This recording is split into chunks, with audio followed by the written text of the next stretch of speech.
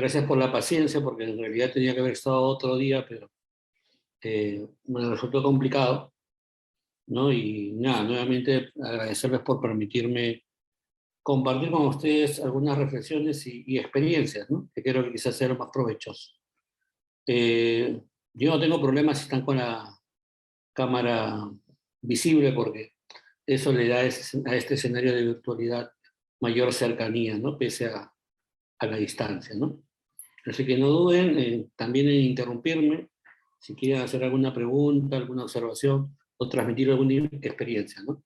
Yo lo que les propongo es proponer algunas reflexiones muy concretas en 20, 25 minutos o media hora sobre los principales problemas eh, que agobian a quienes trabajamos en el ámbito del derecho penal que se relacionan con las problemáticas del tipo penal y la aplicación de los tipos penales. Y luego, bueno, quizás problematizar con algunos casos o algunas situaciones en las que creo que vamos a necesitar reconocer la necesidad de armonizar elementos de derecho penal material con la práctica procesal penal, ¿no?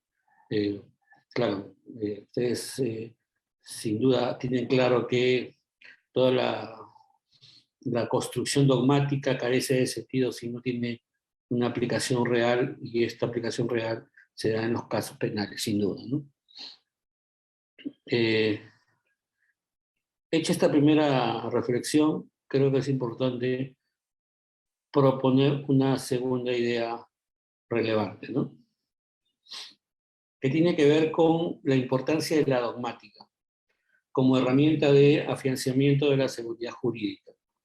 Eh, Porque esto siempre lo digo como punto de partida y no me cansaré de utilizarlo como paso inicial de toda reflexión, que cuando aplicamos la ley penal, una ley penal que se construye en función al lenguaje, ¿no?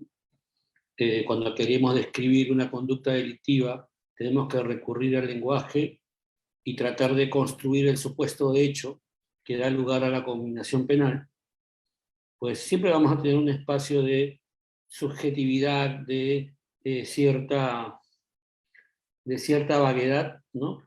En la construcción, o mejor dicho, en la interpretación de esa construcción que es el tipo penal.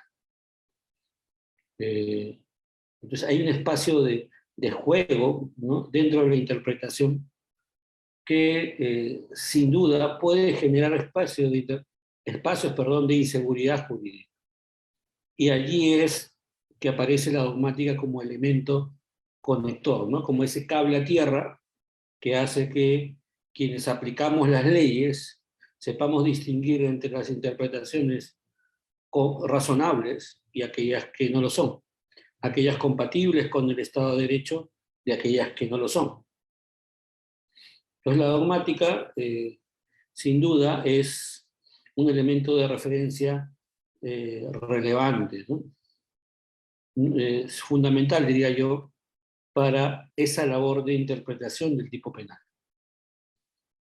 Es decir, la construcción del tipo penal, labor de criminalización primaria por parte de los legisladores, y la labor de aplicación de esa ley, criminalización secundaria, por parte de los jueces, sin duda tiene que tener como referente a la dogmática. No nos podemos desconectar de la dogmática. Ahora, pero también teniendo en cuenta que hay que armonizar ese desarrollo dogmático con la aplicación práctica, ¿no? Y eso creo que ha sido un problema central, ¿no? En lo que es la justicia penal de nuestros países, ¿no? Se desarrolla dogmática sin considerar los desarrollos de la jurisprudencia, se desarrolla una jurisprudencia sin considerar la mejor dogmática. Con lo cual, al final, todo termina siendo decisionismo, arbitrariedad, y eso puede ser un problema muy grave. Entonces, refuerzo esta idea: la dogmática tiene que ser el cable a tierra que necesariamente al que tenemos que recurrir y utilizar cuando interpretamos los tipos penales. Bueno, ya entrando en materia, yo quiero reconocer 3 espacios de problematización, ¿no? Quizás 4, pero creo que hay 2 que son muy similares, entonces creo que conviene discutirlos juntos, ¿no? El primero tiene que ver con las herramientas lingüísticas para construir los tipos penales y la problemática de interpretación de esos elementos lingüísticos del tipo, ¿no? Repito, está claro que se recurre al lenguaje, claro, pero el dinamismo de la criminalidad, las formas tan evolucionadas de criminalidad, que nos alejan de ese derecho penal clásico, ¿no? Del núcleo duro del derecho penal, el robo, el homicidio, ¿no? Las lesiones, ¿no? En los que la construcción y la interpretación de un tipo penal no resultan tan complejos porque, sin duda, el supuesto de hecho es más o menos claro y no tiene mayor complejidad. La evolución de la criminalidad nos lleva a tipos penales en los que esa simplicidad, esa simpleza, ¿no? del tipo penal desaparece. Claro, y el legislador se ve obligado a recurrir o a leyes externas que permitan integrar el supuesto de hecho, las leyes penales en blanco, o nos permita recurrir a elementos normativos del tipo penal. En ambos casos hay problemas porque supone cierta complejidad, tanto en la construcción como en la interpretación, repito. Y acá vamos notando que la dogmática es sumamente importante, vamos teniendo ya indicios de que por qué es importante recurrir a la dogmática, ¿no? Claro, uno podría decir, bueno, pero esto es problema de los tipos penales propios del derecho penal económico, quizás los delitos tributarios, el lavado de activos, etc, etc. ¿Bien? Yo diría que no tanto, ¿no? Si uno revisa un tipo penal muy en boga, pero que no diríamos que forma parte de las nuevas formas de criminalidad, sino es una forma de criminalidad que antes estaba oculta y ahora está ya puesta en evidencia, que es la violencia doméstica, el feminicidio. Sin duda vamos a notar que su construcción es compleja y aún está en debate y dirimencia si es esa construcción del tipo penal que tenemos hoy en día la más idónea o adecuada.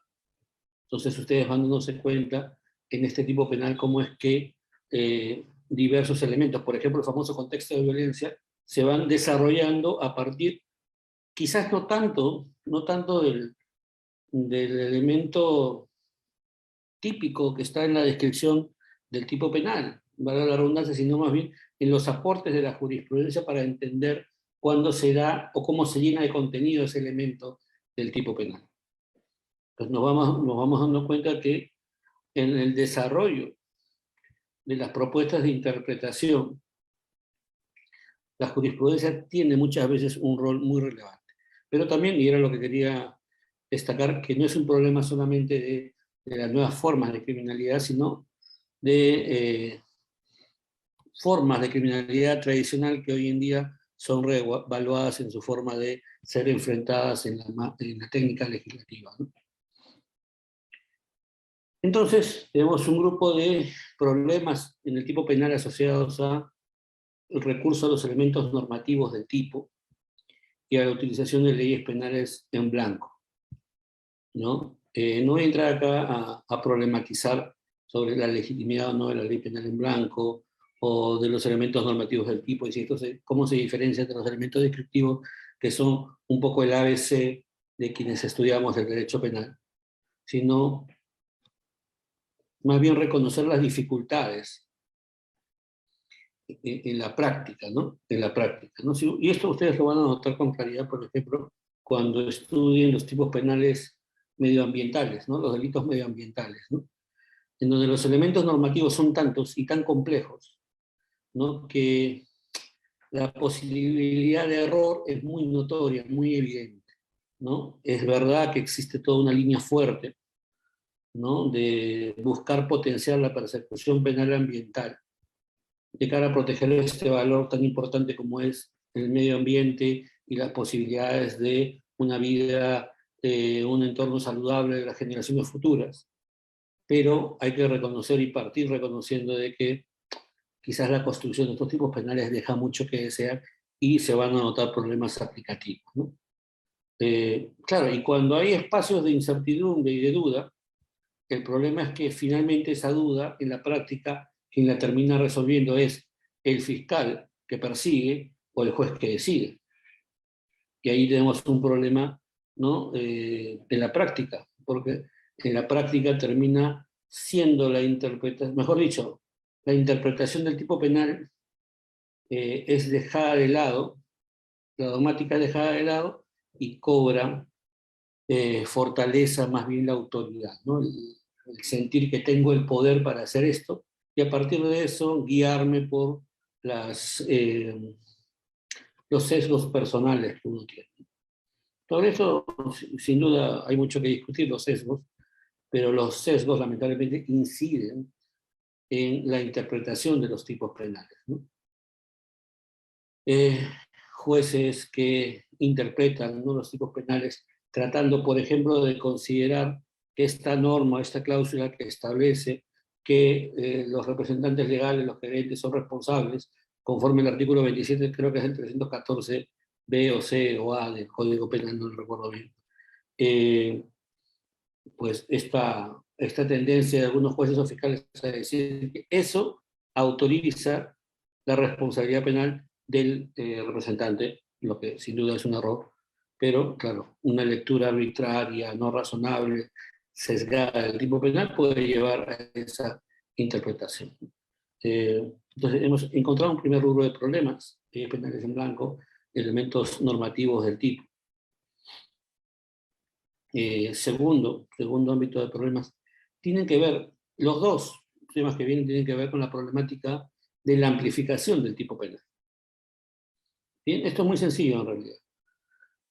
Cuando ustedes revisan el artículo 106 del Código Penal, el que mata a otro, no homicidio simple, ustedes ven que hace referencia al comportamiento de una persona, el que mata, y hace referencia a un comportamiento terminado, la acción de matar concluida.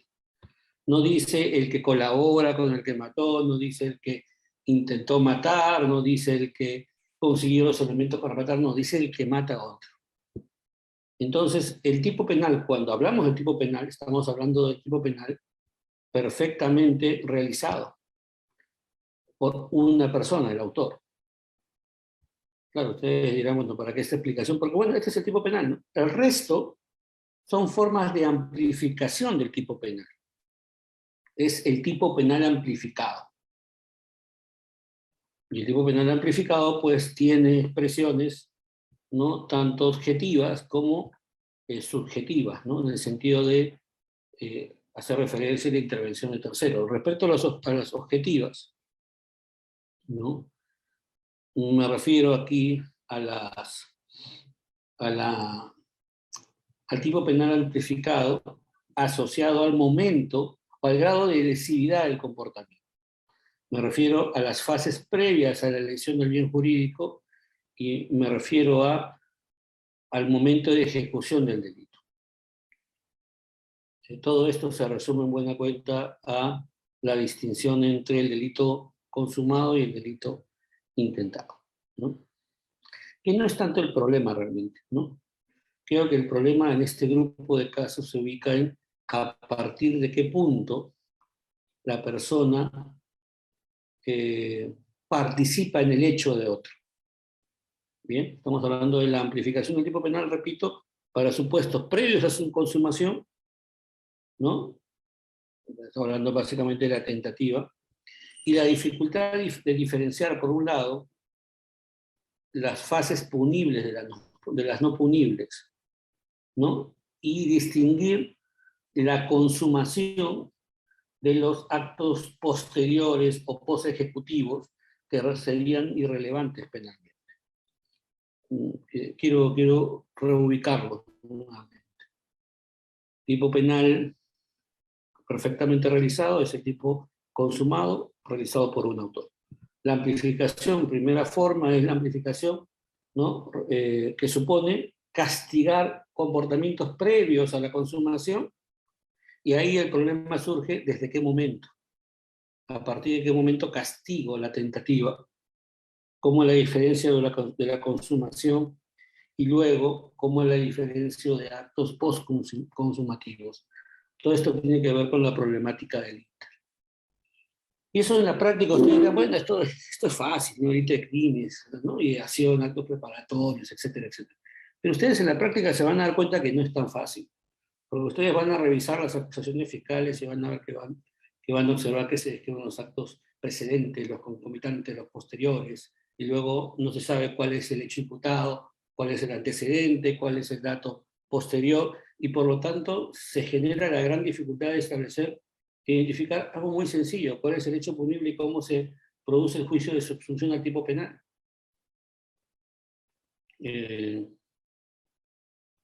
Entonces, con todo esto, he querido resaltar que en la práctica es muy difícil, ¿no?, marcar estos límites, ¿no? Sobre todo cuando, repito, acá aparecen nuevamente los sesgos.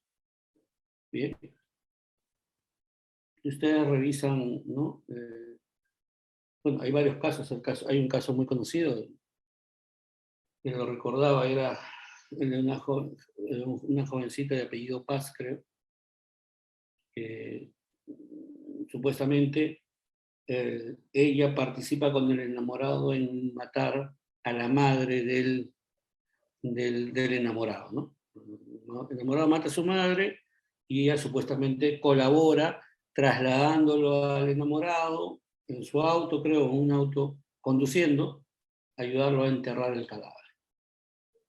Claro, y ustedes ven que cuando hay delitos con mucha carga emocional, y por lo tanto captan el interés de los medios, y por lo tanto generan cierta condicionamiento en los jueces y los fiscales. Entonces, en la práctica, distinguir si la participación fue preconsumativa o postconsumativa es muy difícil, ¿no? Claro, porque pónganse ustedes a pensar, ¿no?, luego de tanta carga mediática, de tanta presión, en donde, por ejemplo, en ese caso particular, ¿no?, se echaba mucha leña sobre la situación de la novia, que la novia era prácticamente la novia pérfida, que había construido la situación de enemistad entre madre e hijo. Y luego estaba el dato objetivo de que solamente había certeza, en mi opinión, de que ella había participado en el encubrimiento, es decir, en enterrar el cadáver. Pero bueno, en un contexto muy cargado emocionalmente, ¿no?, y mediáticamente, cómo hacer esta distinción entre una fase y otra es muy difícil, ¿no? Y también se hace difícil cuando las consecuencias de optar por una u otra interpretación pueden ser pueden ser pro o contra persecución, ¿no? Yo les doy un ejemplo que es muy recurrente, ¿no? En la práctica, ¿no?, esto tiene que ver con muchos casos de los llamados cuellos blancos, ¿no? La dinámica corrupta que se propone en las acusaciones fiscales o los planteamientos fiscales o las hipótesis fiscales, según sea el caso, es que hay un pacto que luego se ejecuta, ¿no? Bien, hay un pacto, ¿no?, a veces con dinero o sin dinero, pero hay alguna promesa, un pacto, viene el acto funcional y luego seguidamente viene o el cumplimiento del pacto, ¿no?, o la ejecución del pacto, ¿no? Claro, pero si uno revisa el delito de cohecho, observará que en este tipo de casos generalmente basta la propuesta corrupta, basta el pacto, ¿no?, para que haya la configuración perfecta del tipo penal. Claro, pero ¿qué ocurre cuando, si vemos que en un caso concreto esa narrativa, pacto, que luego es ejecutado por pacto, yo te prometo que si sale bien, cuando salga te doy pues $10.000, ¿no? Ejemplo hipotético. Particular ofreciendo a un juez o un fiscal, lo que fuera. pues el momento de consumación, uno lee el artículo 398, 397, porque es un delito de cohecho específico, van a observar que el tipo penal se consuma con el pacto, con la promesa. Ya, bueno, luego hay un acto posterior, sí, el acto de función pública, sí. Y luego hay el pago, sí, sí, está el pago. Luego se cumplió con el pacto. Pero ¿qué ocurre si la promesa se da en un momento que por el transcurso del tiempo ya no me permite perseguir el delito? ¿No? Entonces, en lugar de optar por la interpretación racional, que sería, bueno, sí, pues era delito, pero ya prescribió. Los operadores suelen no transformar, ¿no? Y moldear el tipo penal, ¿no? Y ir introduciendo elementos que el tipo penal no introduce, ¿no? O proponer, ¿no?, dinámicas delictivas que no se condicen con la realidad, ¿no? Entonces, si luego, 5 años después, ese fiscal que tuvo un pacto, ¿no?, en el año 2010, por ejemplo, y en el 2021 se tomó un café o recibió un almuerzo ¿no?, de esa persona, cuando ya el acto de función pública se había realizado muchos años después, no habrá problema en la práctica para que un fiscal o un juez diga, bueno, es un delito continuado. El tipo penal, ¿no?, se va, ¿no?, un poquito estirando en función de los sesgos. Entonces hay un problema, ¿no?, cuando existen estos contornos entre lo punible y lo no punible, y a veces lo no punible resulta siendo moralmente incorrecto. Es decir, sí, bueno, ella lo ayudó, ¿no?, a enterrar el cadáver, lo ayudó a descuartizarlo, ¿no? Luego, no sé, como en el caso ¿no?, de Mayra Hindley en Inglaterra y los asesinatos del Páramo, un caso conocido de criminalidad masiva en Gran Bretaña en mediados del siglo pasado, una pareja de novios que secuestraban niños, los torturaban y los mataban y luego los descuartizaban y los enterraban, ¿no? El argumento de defensa de Mayra Hindley, la novia ¿no?, del autor del delito, era que ella solamente había ayudado en el acto posterior, ¿no?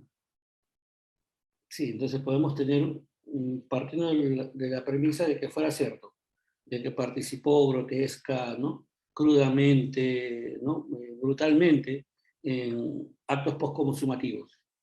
Esa carga moral, ¿no?, termina proyectándose y termina llevando a pues, que los tipos penales se terminen estirando, ¿no?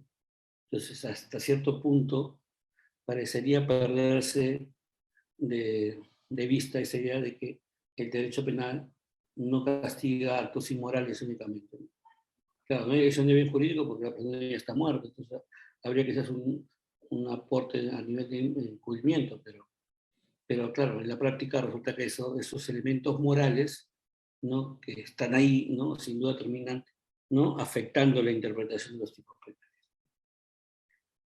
Y otro sector, ¿no?, importante en el que también notamos estos problemas es sin duda aquellos relacionados a la subsunción al tipo penal. Subsunción al tipo penal objetivo. No quiero entrar en el tipo subjetivo porque realmente es toda una materia propia. Concentremos en el tipo penal objetivo. Y sobre todo aquellos grupos de casos que tienen que ver con valoraciones normativos sociales, ¿no? Es decir, a los casos en los que debemos verificar si hay realización o no del tipo penal objetivo. Supuestos de actos neutrales, supuestos de aplicación del principio de confianza, supuestos de actuación a propio riesgo, ¿no?, que son problemas de aplicación del tipo penal objetivo, ¿no?, problemas de imputación objetiva, en los que hay que en la práctica diferenciar entre los actos relevantes penalmente o no a partir de valoraciones sociales, ¿no?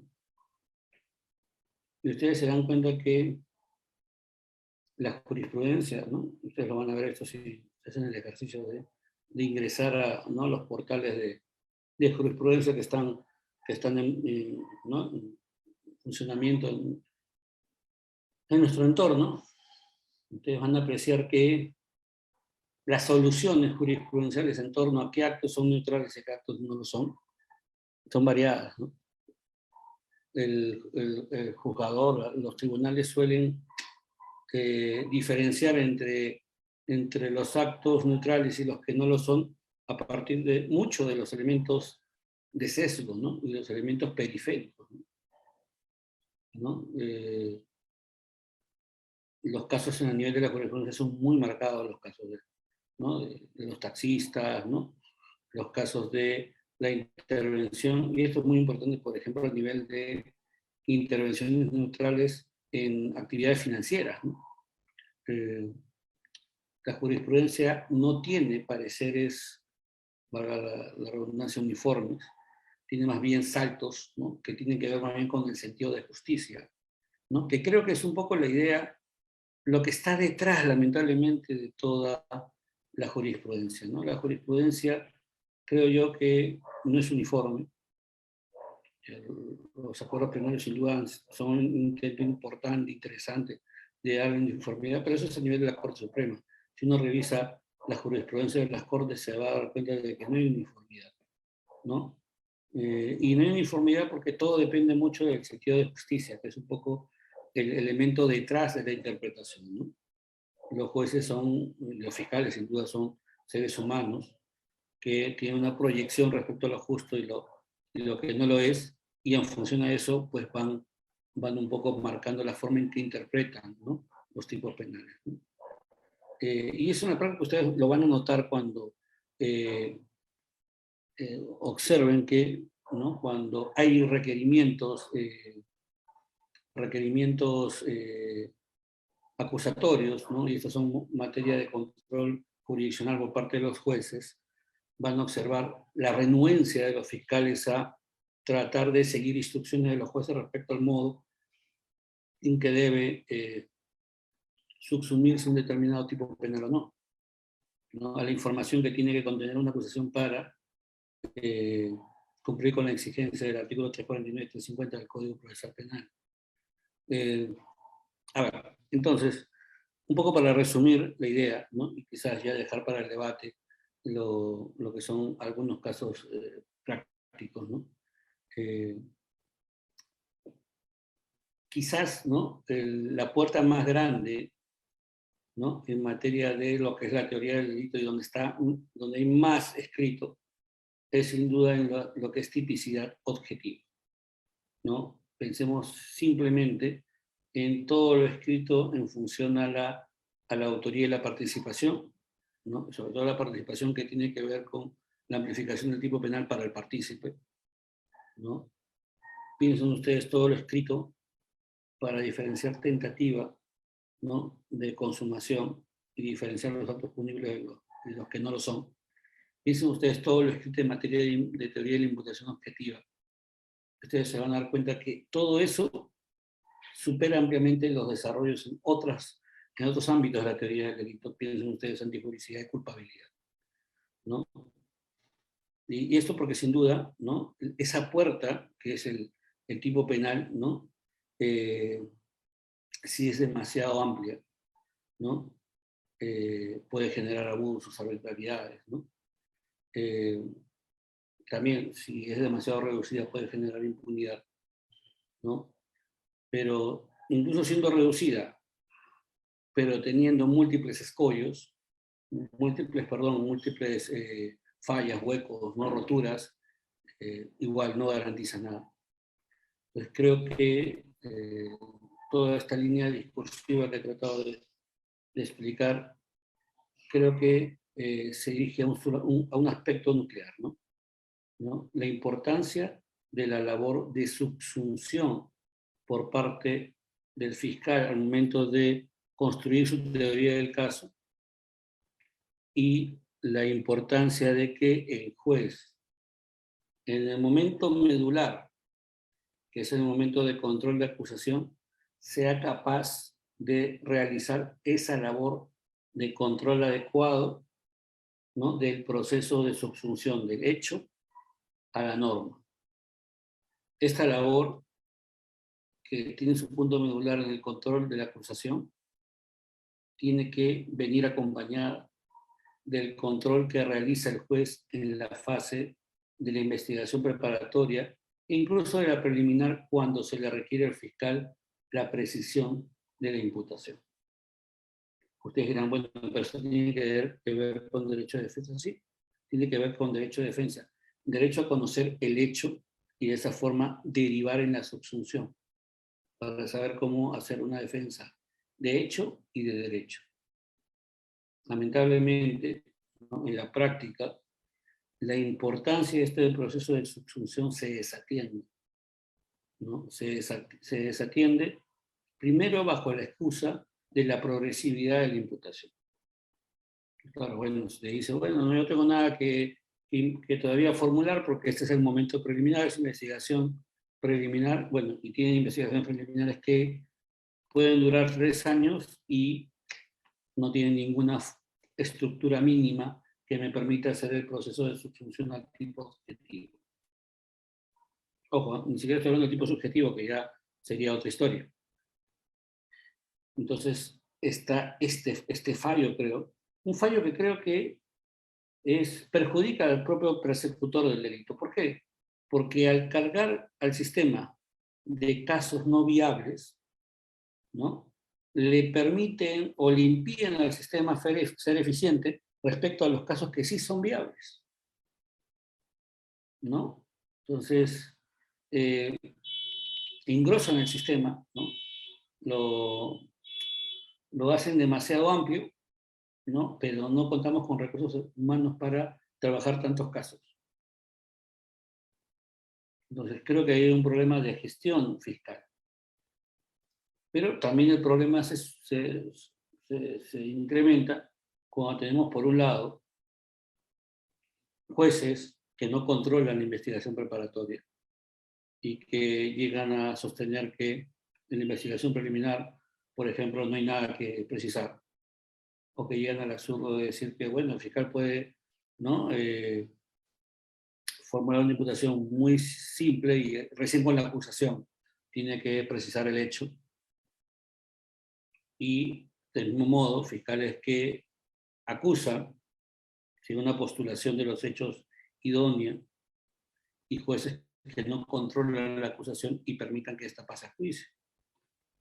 Pues creo que realmente hemos podido reconocer que la importancia del proceso de subsunción al tipo, ¿no?, al tipo penal objetivo, ¿no?, los problemas que puede la práctica traer cuando no se subsume adecuadamente. Los problemas que para el sistema genera, ¿no?, estas visiones, yo diría, ortodoxas de lo que es el procedimiento penal, ¿no?, en los que el fiscal y el juez, ¿no?, controla al fiscal, ¿no?, en los que el juez le da al fiscal cierta predominio respecto a las defensas, ¿no? Ahora, mi visión ciertamente, y con esto quiero terminar, puede ser parcializada, porque soy abogado defensor, ¿no?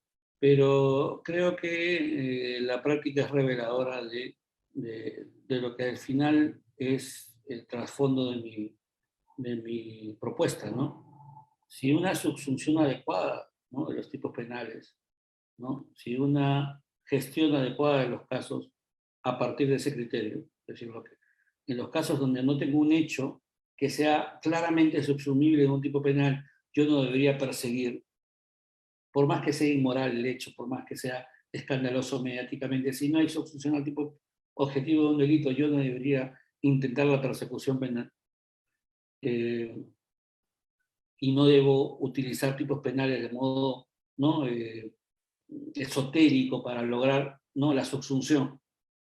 No debo alterar la lógica del tipo penal para lograr la subsunción. Voy a generar persecuciones ineficaces y voy a generar un sistema de administración de justicia ineficiente. La realidad lo demuestra. Tantas persecuciones con tantas prisiones preventivas contra ex dignatarios peruanos y ninguno condenado. Creo que ese dato es revelador, ¿no?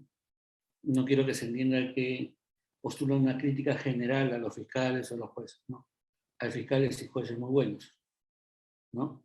también hay abogados muy buenos, pero hay el otro sector que debería quizás mejorar y entender que la autoridad no significa arbitrariedad y que el principio de sujeción a la ley es un principio general, ¿no? Que no solamente es una regla, ¿no? Particular, ¿no? del procedimiento penal, sino que es un modo de conducirse en la vida de parte de los agentes públicos, ¿no? Bueno, espero no haberlos aburrido, ¿no? Quedo al pendiente de las preguntas que ustedes consideren, ¿no? Hay muchísimo que explorar en materia de tipicidad, hay mucho que decir en materia de lo que es la dogmática en materia de actos neutrales, ¿no? El principio de confianza y todos estos supuestos específicos.